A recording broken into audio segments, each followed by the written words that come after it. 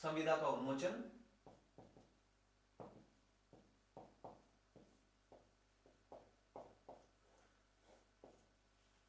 करार द्वारा।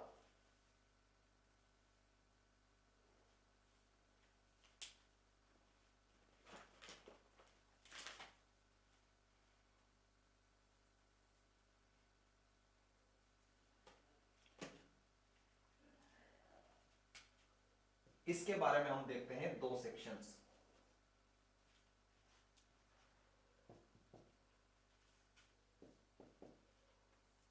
कौन से दो सेक्शंस देखते हैं? सेक्शन 62 और सेक्शन 63। सेक्शन 62 जो है वो बात करता है बोथ पार्टी,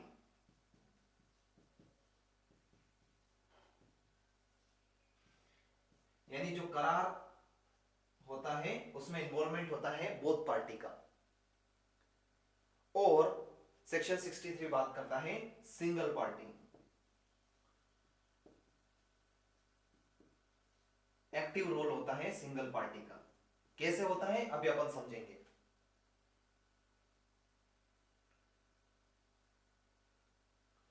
सेक्शन 62 जब हम पढ़ते हैं तो ये हमको बताता है कि करार द्वारा कैसे संविदा का उन्मोचन हो सकता है।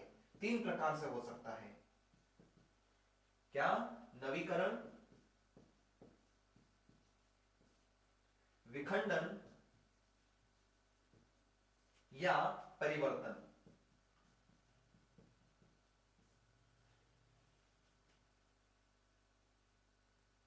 सेक्शन 62 क्या बता रहा है?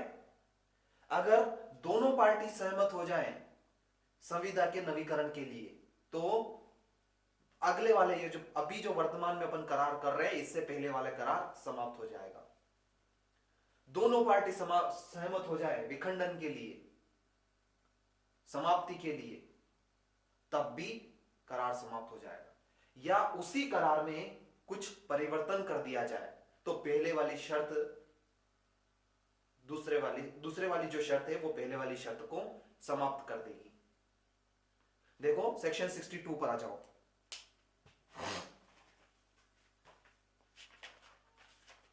सेक्शन 62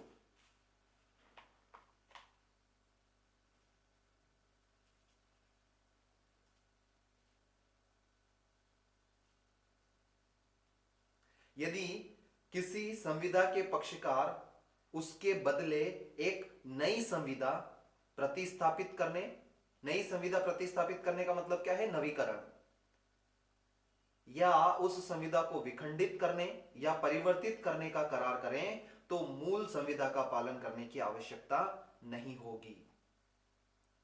है ना? दोनों पक्षकार क्या बोल रहा है? यदि किसी संविदा के पक्षकार यानी दोनों पक्षकार, बोथ पार्टी म्यूचुअल कंसेंट से, बहुत इंपॉर्टेंट इंग्रेडिएंट है कि बोथ पार्टी की म्यूचुअल कंसेंट होनी चाहिए इस प्रकार का करने के लिए। ठीक है? अब बात करते हैं हम नवीकरण क्या होता है, इसको समझते हैं। नवीकरण क्या होता है? तो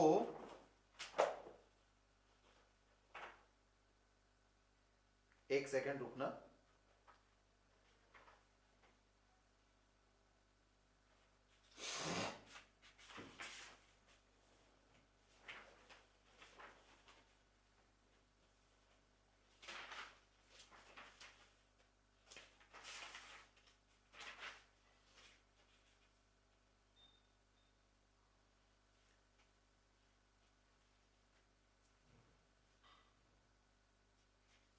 चलो आप लिखो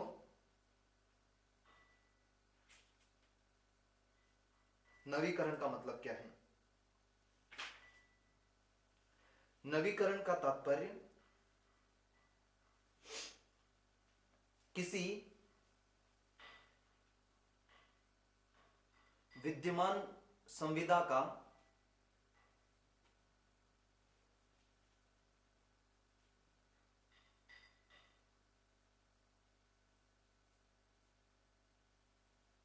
या फिर विद्यमान संविदा के साथ किसी नई संविदा का प्रतिस्थापन है।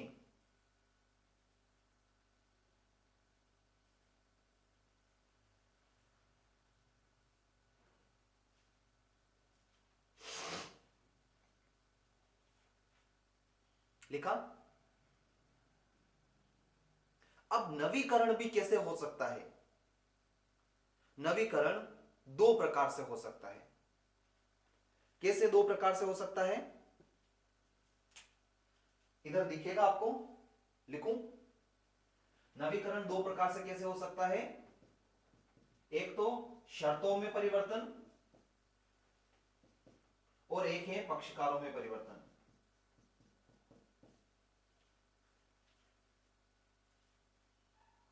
नवीकरण दो प्रकार से हो सकता है। पहला कैसे?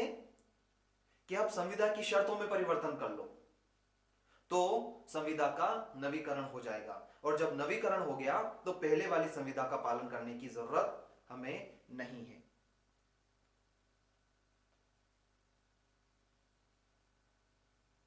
यह बात समझ में आई?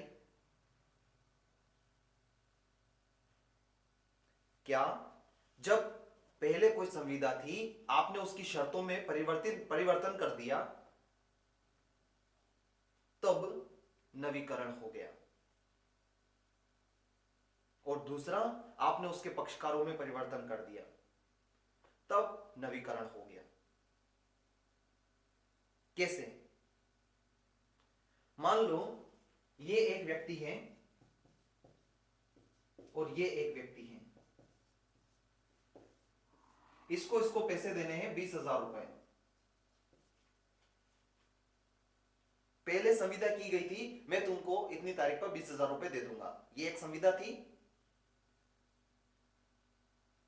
अब मान लो ये पैसे पूरे नहीं दे पा रहा है, ये बोल रहा है मैं 10,000 रुपए प्लस अपनी एक कोई गाड़ी होगी, कोई सी भी गाड़ी, वो मैं दे दूंगा 10,000 रुपए और। पहले पूरे पैसे देने की बात थी, अब 10,000 रुपए दे रहा है, अगला गाड़ी दे रहा है। अगर ये वाली देने की बात करें तो 20,000 रुपए इसको देने की जरूरत है क्या? नहीं है। यानी कि संविदा में शर्तों में परिवर्तन के कारण नवीकरण हो गया। अब पहले वाली संविदा को पालन करने की जरूरत नहीं है। इसी प्रकार से पक्षकारों में परिवर्तन द्वारा कैसे हो सकता है? मान लो इस व्यक्ति को पैसे देने 20,000 रुपए इसको, और इस व्यक्ति को पैसे देने हैं 20,000 रुपए इस तीसरे व्यक्ति को। पहले इन दोनों के बीच में करार था, अब ये व्यक्ति बोल रहा है तुम सीधे पैसे इसको दे देना मेरी ओर से बता करके।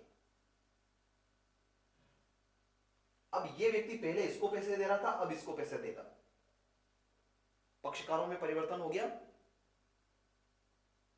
ऐसे भी नवीकरण हो सकता है। क्या अब इसको 20,000 रुपए वापस देने की जरूरत है? नहीं है। ऐसे नवीकरण हो सकता है। यह है कहानी नवीकरण की। समझ में आई? फिर दूसरा तरीका है विखंडन। विखंडन का मतलब है समाप्त करना, सीधे सीधे।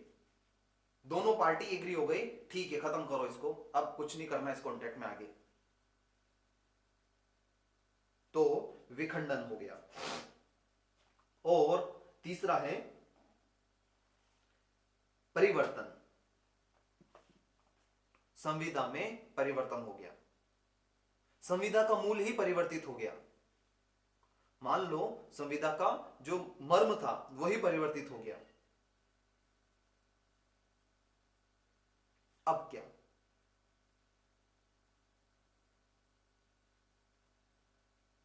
अब हमें संविदा पालन